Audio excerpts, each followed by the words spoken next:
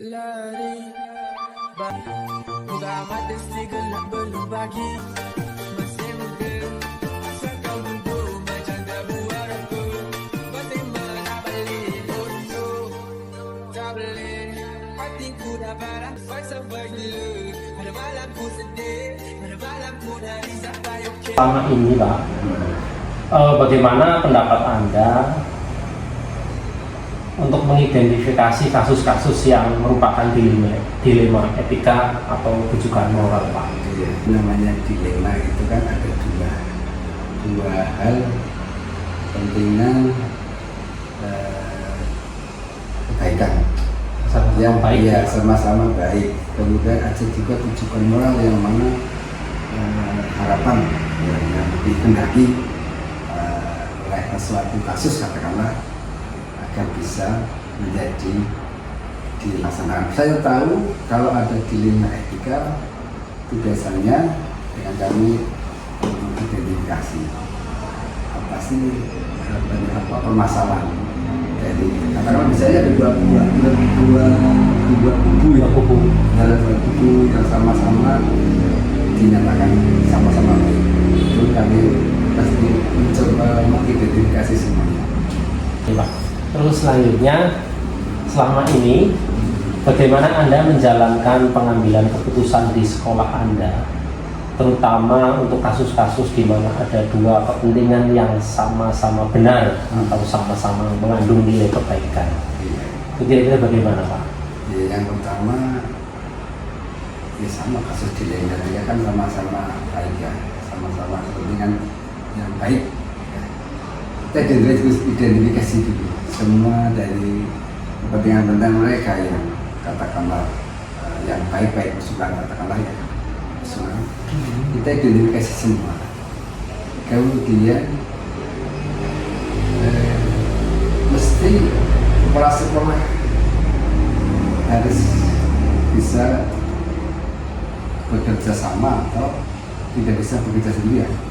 Maka misalnya itu kami komunikasi dengan orang-orang yang terdekat dulu yang bisa membantu atau meringankan ataupun bisa memberikan masukan kepada Pak Sekolah untuk pemecahan masalah yang dilema itu dengan yang sama kebaikan sama-sama baik.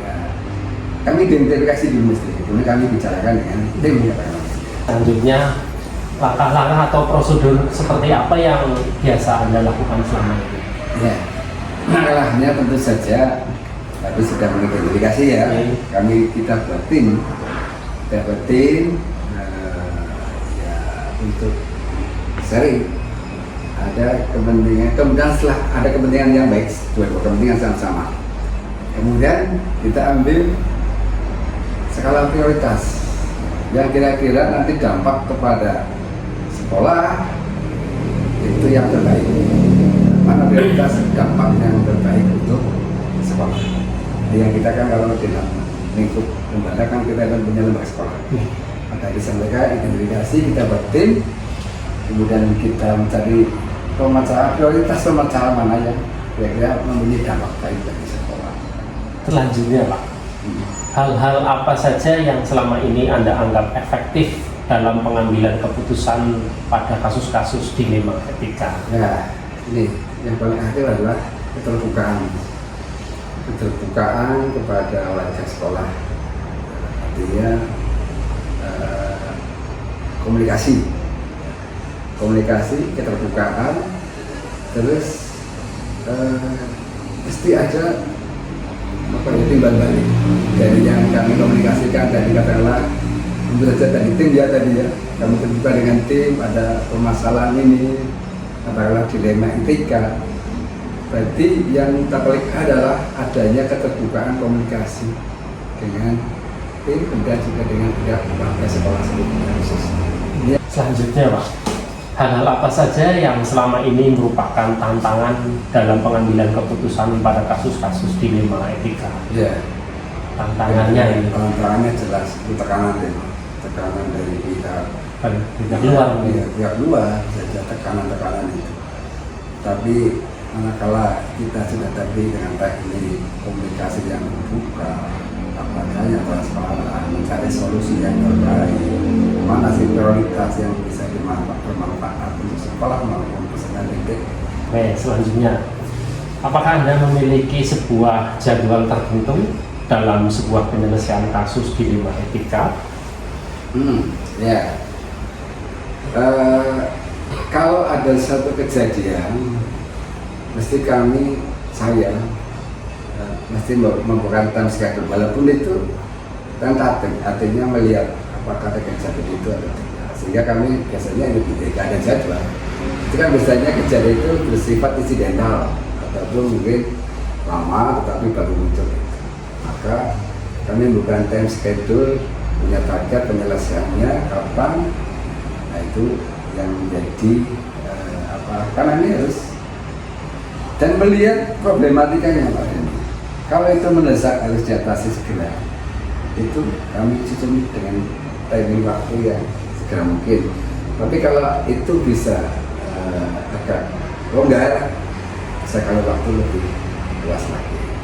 Apakah Anda langsung menyelesaikan di tempat atau memiliki sebuah jadwal untuk menyelesaikannya? Nah, itu tadi tergantung permasalahan tadi ya, apakah itu harus memerlukan waktu yang cepat tapi tepat ya. Tidak, ternyata cepat itu bukan tentu juga baik, lebih cepat lebih baik, belum tentu. Menurut saya cepat dan tepat. Kemudian bentuk prosedurnya yang seperti apa?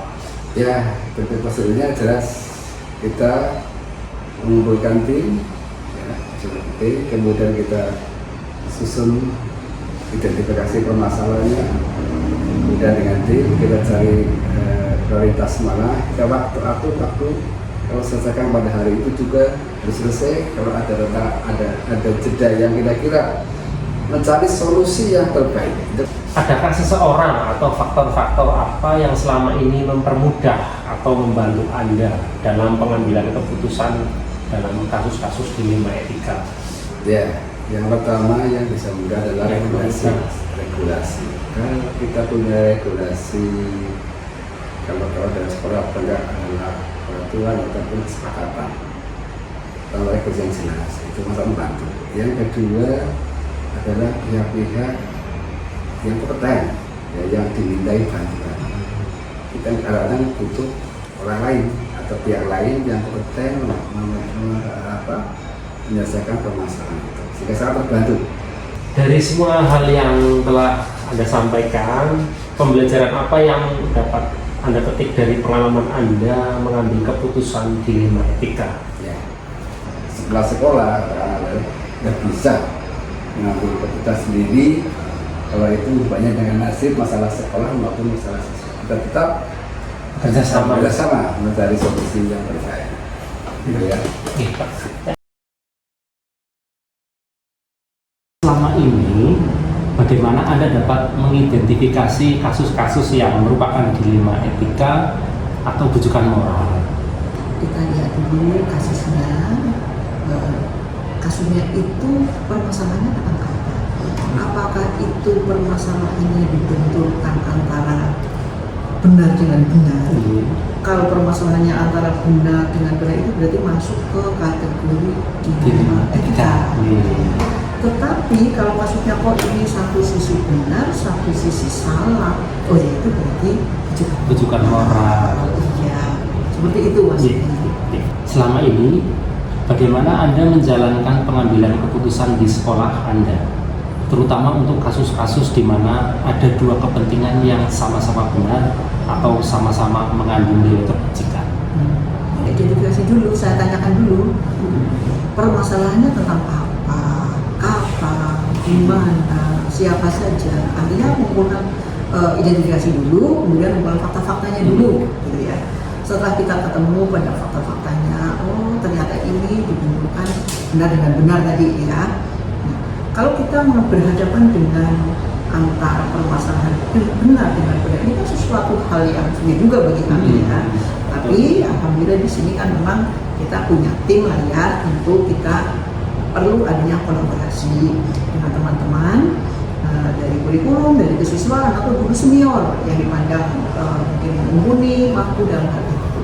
Tapi meskipun begitu kami tetap punya pedoman. Langkah-langkah atau prosedur seperti apa yang biasa Anda lakukan selama ini? Langkah-langkahnya ketika menghadapi seperti itu tadi ya, yang saya sampaikan, masalahnya apa? Guru dengan guru atau siswa dengan siswa, ya gitu kan, kita identifikasi, kita kumpulkan fakta-faktanya itu apa saja. Nah kemudian setelah kita kumpulkan fakta-faktanya itu, kemudian kita cari solusinya itu tadi dengan berpedoman pada 3 hal tadi. Nah setelah itu saya tidak memutuskan sendiri, tapi saya juga minta masukan, saran dari tim. Hal-hal apa saja yang selama ini Anda anggap efektif dalam pengambilan keputusan pada kasus-kasus dilema etika? Menurut saya, yang sangat efektif, alhamdulillah saya di SMA 1 itu timnya sangat luar biasa. Jadi SDM-nya yang sangat luar biasa, kerjasamanya juga yang sangat luar biasa, support dari teman-teman, solid. Nah ini kan bagi saya itu merupakan suatu kelebihan, keuntungan, dan yang saya anggap efektif. Jadi saya ada suatu masalah, saya tidak kerja sendiri. Saya punya tim yang sangat solid, kita kerjakan bersama. Itu yang menurut saya efektif. Selanjutnya, hal-hal apa saja yang selama ini merupakan tantangan dalam pengambilan keputusan pada kasus-kasus dilema etika? Tantangannya ini, Bu. Iya. Memang sih benar dengan benar akhirnya kami mengambil keputusan seperti ini, namanya orang dengan 50 kepala 50 pemikiran. Sehingga apapun keputusannya ya belum tentu bisa diterima oleh semua orang. Iya, ada orang tertentu yang kadang kurang mendukung, sebaiknya itu wajar. Tapi yang penting kami juga berikan pemahaman bahwa semuanya itu ada konsekuensinya gitu ya. Apakah Anda memiliki sebuah jadwal tertentu dalam sebuah penyelesaian kasus dilema etika? Ya, kalau jadwal tertentu ya kami tidak bisa menjadwalkan, itu kan kasus tidak insidental, artinya ya disesuaikan dengan ada tidaknya kasus. Ketika tidak ada kasus ya kami tidak akan melakukan itu gitu. Jadi sesuai dengan ada tidaknya kasus atau insidental. Ya. Kemudian apakah Anda langsung menyelesaikan di tempat atau memiliki sebuah jadwal untuk menyelesaikannya? Kemudian bentuk atau prosedurnya seperti apa yang Anda jalankan? Ketika ada kasus, tentu kami terus langsung mengumpulkan tim. Kita diskusi bersama, kita cari solusi bersama. Ketika itu bisa langsung diselesaikan saya itu, kenapa tidak?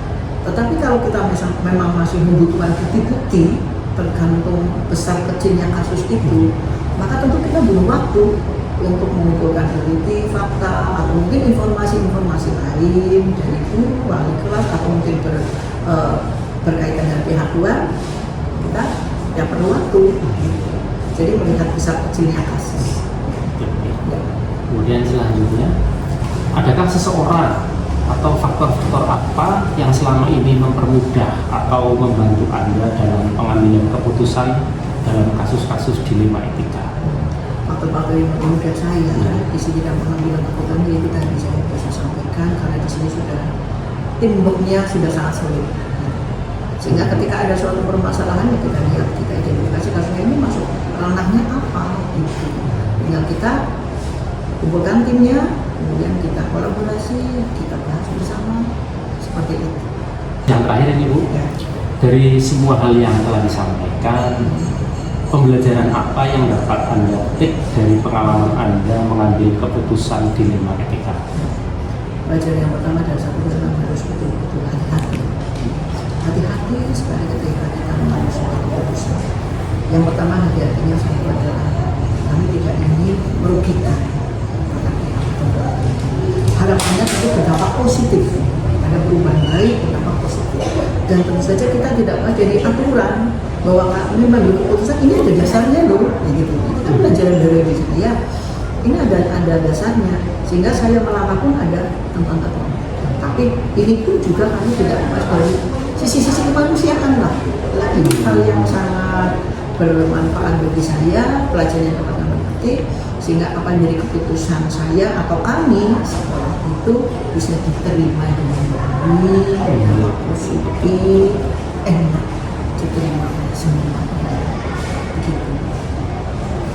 Lari, badan dalam diri belum pagi malam.